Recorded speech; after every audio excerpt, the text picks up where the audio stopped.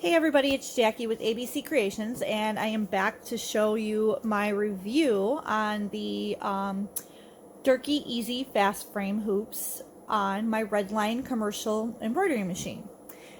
I just recently got these hoops, and I noticed online that they recommend that you use a sticky stabilizer, and I do not have sticky stabilizer on hand. And I reached out to a couple of my group members, asked them if they have any, what do they suggest, and they've all agreed that you can use what is called the Rapisco large number 60 super clips. So I did my research and I went on Amazon and found the Rapisco super clips number 60, and this is actually a tool that helps you put them on, and I'll show you what that looks like. It's actually sitting right here, and the clips are inside. This helps move the clip up and onto your frame, and then you refill down here. And these are completely reusable and reloadable, guys. And in the kit, it also came with 100 large number 60, let's see if you can see that, 100 large number 60 super clips. So I'm going to be using these today to show you how I attach regular stabilizer to the frame to do my project, and then go from there. So I hope you guys enjoy this video. If you have any questions or any suggestions on future videos, please feel free to drop me a comment below. Otherwise, we'll go ahead and get started. So I have the super clips or super clip tool. I have the Durkee EZ Fast Frames. This is the main arm unit. So what this is basically like your arms on the embroidery machine. This will not come off. You leave it on, and then for every fast frame you put on, it will go on in between these two knobs. They just screw on and off. So these will lock into the arms on your multi-needle machine. If it's compatible, you might want to check the Durkee site, the Durkee EZ site, just to make sure. But once you lock it in, all you have to do at that point is just continually change out your fast frames, and you're good to go. For this specific project that I'm going to be working on, I've decided and chose to use the 7x5 frame. And if you can see that there, they have the sizing with stickers on the frames. And this is perfect for what I'm doing. I'm just running a few keychains that I'm testing for designs, and I don't really need anything much bigger. And then last but not least, I have my preference for this project, which is a tearaway stabilizer, medium weight, and I get this one from Thread Art on Amazon. I get it in a large, like 10 inch by, I want to say 100-foot roll for like 30 bucks or so. All right, so let's go ahead and get started. So as I've explained, the EZ hoops come with a ton of different hoops and sizes and shapes if you buy the whole set. And for all intents and purposes, I am just using the 7-inch by 5-inch. And realistically, guys, this hoop, I measured it. It's closer to 8x6. I think what they do is they give you the buffer room for the needle plate so that you don't hit the frame and bend your foot. So the first thing we're going to do is I mount my main frame so that I'm ready to use all of my hoops. And this is probably my second time using this. So, you know, somebody else may have better tricks or tips than I do. So there we go. It's already locked in, loaded. There's nothing else to do with that piece. So now for the next part, I'm going to show you how I do the stabilizer on the hoop and lock it in with my super clips, and then I will show you how you mount it to the machine, and you're ready to go. So we'll take the medium weight stabilizer, and I personally put it on top. You can put it on back if you want. Depends on the project. I was working on something the other day, the first time I used these, and I actually had to pin something to my water soluble, and I was floating it underneath. So I did not want my stabilizer on the bottom because it would have ripped right out.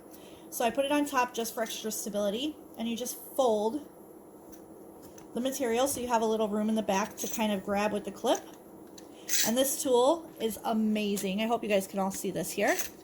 You're literally just going to put it up against it like this, and then push the clip right on. And that's it. It's locked and loaded on both sides of the frame. And I'm going to do this all the way around. I usually like to stretch it on the other side now so that it doesn't, so it's nice and taut. You know, you get a little bit of a bounce here. You know, not too tight, but just tight enough. And again, you just take your little tool and we're going to put it right up, if I can have it the right way, right up against it. And you're just going to slide your clip right on. That's it. And then I'll probably put one down here for good measure. Slide it up again. And done. So this is how you lock in your stabilizer if you're not using the sticky stabilizer that they recommend for the EZ hoops. Then you have these little things up here. I'll probably trim this away just so I have access, but you don't have to. You could just fold it back if you want to, like this, whatever, you know, whatever is easiest for you. But you do need these little notches. So now I'm going to show you how I attach it to the machine, and then you're ready to stitch.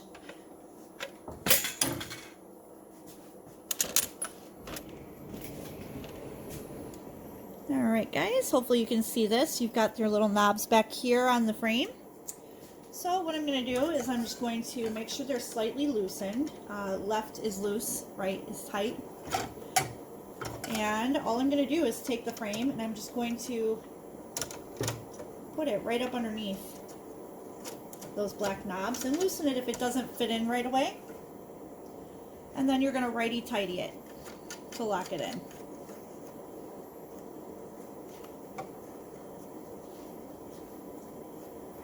And that's it. The frame is on, it's locked, and it's ready to go. So now all I have to do is clearly and obviously trace my design, make sure that it fits within that hoop framing, and you're pretty much all set to go. In my software, I did already tell it that I'm using this frame, so I kind of cheated a little. So it can go ahead and, you know, trace out the frame for me. But it's fairly simple. Like I said, guys, it's only a 7x5 area. Just to be safe, that gives you plenty of buffer. If you use the 7x5, you should be perfectly fine, but always, always, always trace your design. And like I said, my review on these hoops are that they are amazing. I think they're super fast and easy to work with. It takes me less time to pop in a fast frame than it does to possibly even take off my arms and switch out my hoops for the other Redline hoops. These are just a quick in and out, especially when you're doing smaller things. The fast frame, I think, has even some smaller ones you can use.